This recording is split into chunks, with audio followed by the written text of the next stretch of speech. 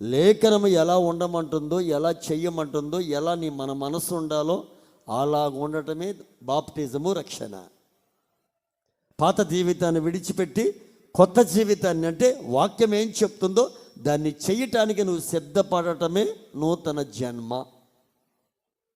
పాత జన్మకి, శరీర సంబంధమైన జన్మకి, వాక్యానుసారమైనటువంటి జన్మకి తేడా, వ్యత్యాసం ఉంటుంది. ఆమేన్, హల్లెలూయా. చాలా జాగ్రత్తగా దేవుడి విషయాలు మనం వినాలి. వాళ్ళకి ఏం కలిగిందంటాం? భయం కలిగిందంటాం. అమ్మో, యేసుక్రీస్తు మా కోసం పంపిస్తే మేము ఆయన స్వీకరించలేదా, రక్షకుడిగా అంగీకరించలేదని వాళ్ళు ఏమయ్యారు? మనసులో నొచ్చుకున్నారంట. ఆమేన్. ఆ మధ్య కూడా కరోనా వచ్చినప్పుడు జనాలు ఎట్లా పరిగెత్తారు? అమ్మో అమ్మో, అవునా కాదా? కరోనా వచ్చినప్పుడు ఏమన్నారు? అమ్మో, మూతికి గుట్ట పెట్టకపోతే అమ్మో, మాస్క్ పెట్టకపోతే అమ్మో, భయపడ్డారా లేదా? అప్పుడు ఇప్పుడు దేవుడు లేఖనాన్ని బట్టి వాళ్ళు ఏం చేస్తున్నారు? భయపడుతున్నారు. అమ్మో, హృదయంలో ఏం చేస్తున్నారు? నొచ్చుకొని మేమేం చేయాలి? అప్పుడు అన్నారు అపోస్తులు, మీరు మారు మనసు పొంది.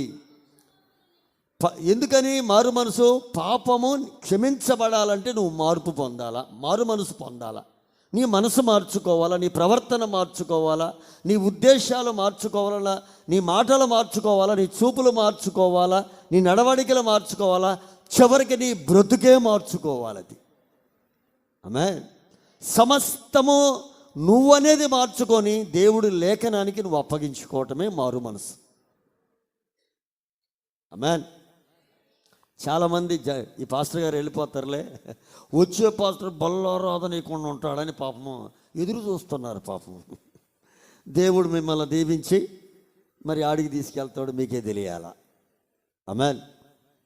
గట్టిగా చెప్పండి, గట్టిగా చెప్పండి.